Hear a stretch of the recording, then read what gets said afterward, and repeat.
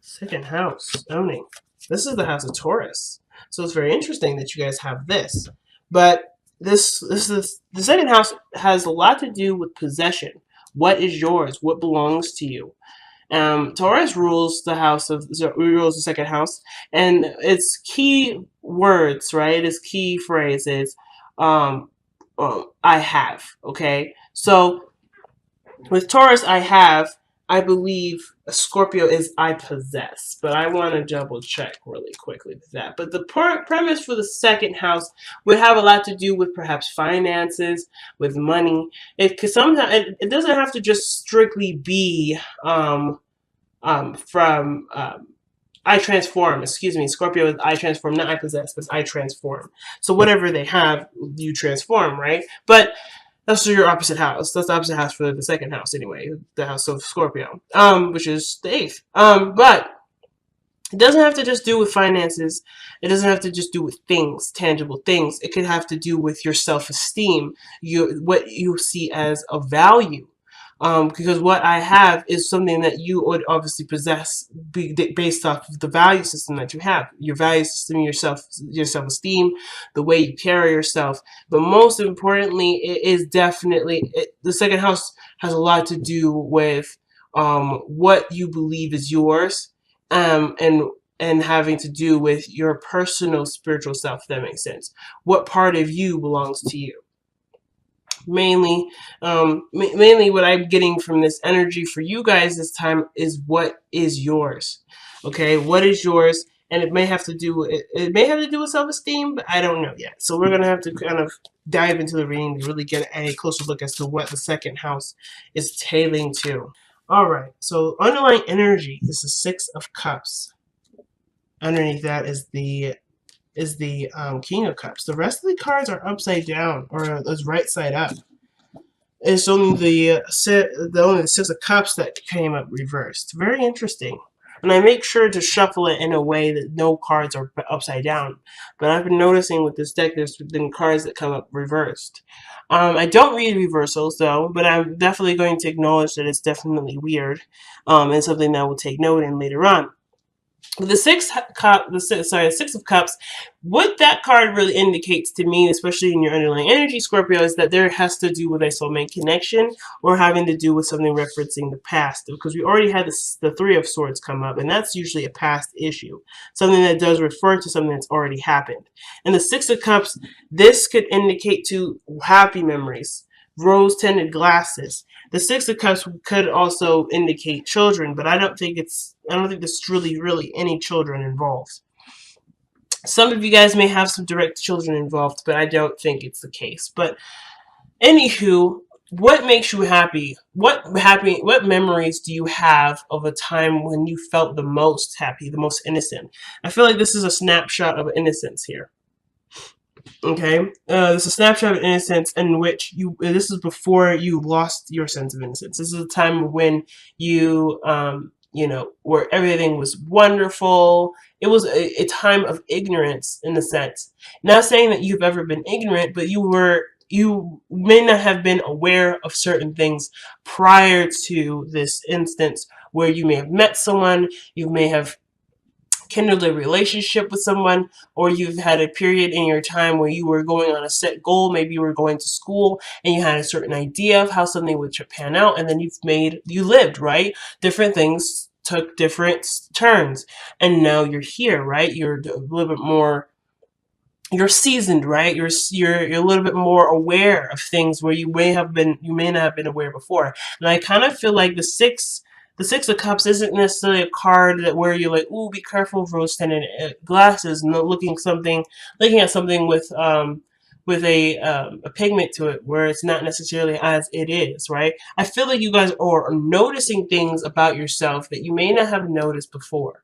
That's what I'm getting with the Six of Cups, because when you look back at a time when you were innocent, you have become aware of something that you were once not aware of before. And I kind of get the vibe that you guys are coming to a state of awareness.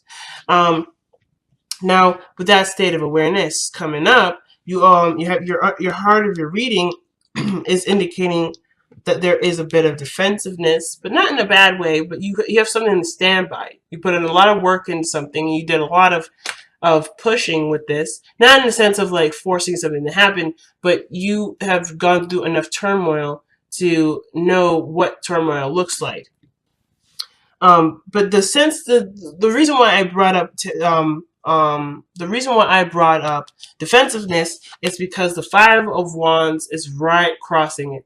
You've already, if the heart of the reading is suggesting that you have surpassed this moment, the crossing would suggest that this is also a hindrance. This is something that's also in your way. This is what you're defending yourself against, constant conflict. But I feel like you've already done the conflict already. Something already tells me that the situation in which you've been through with this Five of Wands has already happened, which is why the past cards had come up twice. Three of Swords, and then the Six of Cups. Two cards that reference the past, and then now you have current energy, which is the Seven, and then you've gone back a step with the Five. I feel like you're looking at a situation and trying to become more aware of conflict before it arises, because you do not want to be caught off guard. I feel like there's an energy where you're refusing to be caught off guard. So you're paying more attention to detail, you're hyper aware, and you're hypersensitive to situations that are coming to you, or signs that something's a brewing, okay? Now in the past, the Justice card comes up. I feel like you got some things straightened out, things set to rights here. So I think some things may have been unfair or not quite as balanced as you would liked it in the previous, but you've shaped it up. Something has happened where things are now at a stable place. You've gotten yourself pretty far here with justice. Now, I feel like this is not necessarily to do with necessarily taking action in a situation. Some of it can be, but mostly where this has come from is forgiveness. Or noticing a situation from its other point of view, and you're able to balance the scales. You're able to even the keel, okay? Now you have the Page of Swords, where you're looking for more information, you're observant, and you're aware. But I feel like also there may be some immature communication here that you're noticing. Now, it's interesting. I pulled you to a reading prior to this, and I didn't know if I was making any sense. And the cards that you got before was the 12th house and the moon as your underlying energy. And this reading is no different. It's exactly the same. But the difference, well, it's the same to some degree. The part that's very interesting to me regarding this reading here is the second house choice, where we went from 12 now to the second.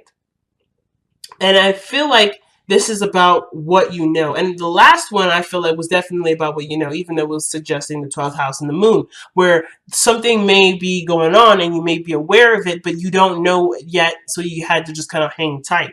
This reading is telling me the same thing. I feel like you're picking up on some small indication that something's going down, something needs a little bit more awareness, but I feel like I kind of feel like things are going to be fine and things are going to move very smoothly, but you're just so aware of what something could lead up to that you're preparing yourself for something, not necessarily for something bigger than it probably is. Now, I'm not saying that you're overreacting at all, but I am saying that whatever you're picking up is definitely probably there, and I would say trust your intuition, because you've been through enough to know that you can trust your part of yourself that's picking up all these signs, picking up all these synchronicities or all these indications that would suggest that something's coming. So I'm definitely not saying not trust yourself. Trust yourself. But in the way of handling it, perhaps, there may be something that's coming in that may need a little bit more conversation, and it doesn't need to actually go crazy or fall off the rails. So I feel like with the Five of Wands, it's indicating that the situation there is some sort of conflict, but one where it can be easily resolved, if that makes sense. Because I see the Knight of Wands here. It's going. That's having more fun and focusing on the passions or the situation at hand, rather than, straying off and letting it get too crazy. So I feel like right now, yes, you know something's coming, Scorpio, but the way that you're going about it is very good, with not reacting to what you feel, but just being ready to hear what you need to hear, so that way you can dispute whatever this arguing is, whatever this imbalance is, or whatever this conflict is, because you are hyper aware of what that looks like. You already know what that looks like. So it's nice to see the Knight of Pentacles, because it's telling you, it's not telling you to do anything, but I feel like your approach with it is slow and steady. The card is the card of slow and sorry. The Knight of Pentacles is the card of slow and steady, taking it easy, being very meticulous, and coming at it with a strategy. This could have to do with your workspace. This could have to do with something at work, or somebody that is just, that's, you could be dealing with somebody that may not be up to the skills desirable, but this is someone that doesn't necessarily stop to just admire. It's someone that's slow moving and slowly progressing in a positive way. And I feel like this could be you taking this opportunity with what you know and taking slow approaches and how to handle them differently. So um I feel like with this coming up here, the sixth of sorry, the seventh, excuse me, the sixth. Oh my goodness, I don't know why I'm not saying the second. I'm just trying my best to not say the second today. The second house is interesting when it comes up because this would, like I said, this suggests what belongs to you, what is yours, and I feel like what is yours, what you value, is knowledge and information, material that you can use to work with. Because I feel like the situation is that someone may be bringing you a message or some sort of information that's expressive of something that may need more looking into. Okay, and it could be someone calling someone out, being someone that's that's coming from a preconceived notion of something that doesn't necessarily exist, and it could be squashed right here and there. But it comes from a cool, collected attitude, and it comes from someone that's looking for solution rather than causing more chaos, which I feel like is you. You are the person that's coming into it thinking, okay, so this is what's happening. Let's take a slower approach. Let's take a quicker approach. Now, I kind of get the vibe too for some of you guys. This could indicate that there may have been a perceived notion that something was, was straightened out, or this could be that there was a problem that came up immediately. Now, the Justice card doesn't always come up. It is not a card that would signify problems. This is something that Justice is a card where things are balanced out, they're straightened out, they're made even, and things are or either resolved or again forgiven. But this is usually a situation where there is a call for some sort of judgment or some sort of a call of a situation that needs more that needs to be precisely handled in a way that needs to be sorted out in the best way possible. And I feel like with the Knight of Pentacles coming in, the only way for this to be worked out is for all the pieces to be brought together, for all the little pieces to be brought together. And I think that's the way that the situation can be resolved the best, is by looking at the situation from a practical standpoint and from a standpoint of progress, but that obviously needs to be overseen over time. So very interesting reading so far, Scorpio, or thus far.